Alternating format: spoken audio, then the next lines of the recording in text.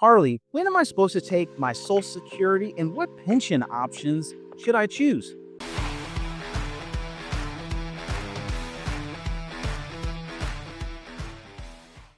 Hey everybody, 𝗃𝗶𝗀𝗶𝗺𝗆 here, Senior Financial and Investment Advisor with RDW Financial Group, bringing you another Financially Fit Friday. We take fitness and finance and bring them together for all your retirement planning needs. So when it comes to Social Security, pensions, or other fixed income sources that we can utilize in retirement to provide the income that we are going to need, right, to live our daily lives.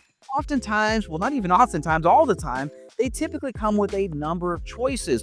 We look at pensions, you've got single payout options, joint payout options, survivorship, period certain, lump sum, all sorts of things, and it becomes difficult to understand what options you should choose. Also, with Social Security, we have similar issues in that there's a number of different ages that we can begin it at, as early as age 62 and as late as age 70. Then you throw in your full retirement age in there, and it can become very confusing as to know when is best for you to turn it on. Because if you didn't know, what's best for you is different than your neighbor, your friend, your brother-in-law, anyone out there, right, who tells you here's the right way without having a full understanding of your full picture, right, is probably giving you the wrong advice. And that's why for us, it all starts with our retirement start planning process, which we take everybody through to ensure that you are on the right path, where we look at your secure income, which is what we're talking about today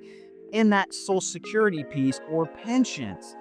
Now, when it comes to our fitness, we can also think of this in the same way of we have all these tools to utilize when it comes to building our fitness, whether it's weights, exercise bikes, or even just getting out there on the road and running. The question becomes is how much of it should we do and when should we do it? It's different for everybody and the race that you are trying to run or the fitness goals that you have. It's the same thing with retirement. Your vision of retirement is probably different than a lot of other people in your life that may be giving you advice, and that's why it's important to have a plan. And in order to have a plan, we need to have a process to get us on that way. And so when it comes to Social Security, right, as I said, there are a number of different options. The first thing to know is if you take it at age 62, you run into a few challenges. The first challenge is you are going to automatically lock in a 25 to 30% reduction in your monthly benefit, as opposed to if you wait until your full retirement age for most of you out there, which is 66 or 66 in some months or 67. So the other thing you realize is anytime you take that Social Security prior to your full retirement age, which by the way, your full retirement age is based upon the year in which you were born. Now, if you take it before that date, you are going to take a reduction. As I said, if you take it at age 62, you're locking in that 25 to 30% reduction. But the other thing that we have to take into consideration is that you are limited as to how much you can earn. If you earn above a certain amount, for most out there, I believe it's around $22,000, $23,000, for every $2 you earn above that amount, your Social Security is reduced by $1.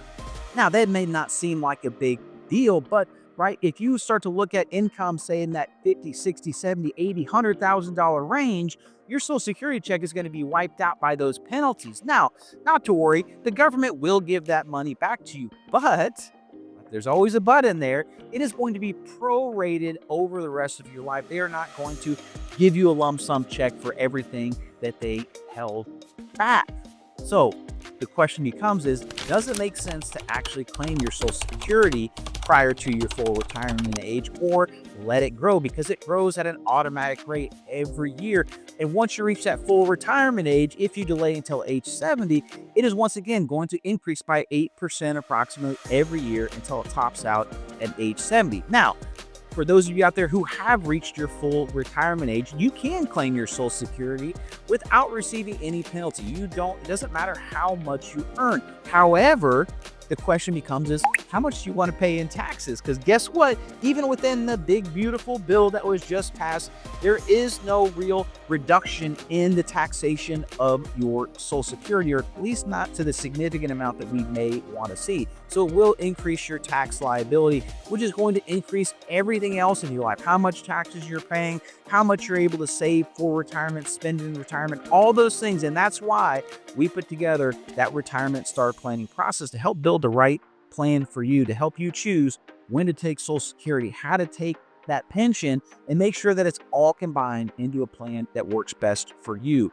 So just like your fitness goals, don't leave your financial goals to chance.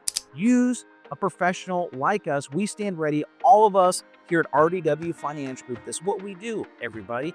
So with that, I hope you have a wonderful rest of your week. Give us a call. Visit our website, rdwfinancialgroup.com, to schedule your appointment today. With that, I look forward to seeing you soon to help you create that better and brighter financial future. See you, everybody.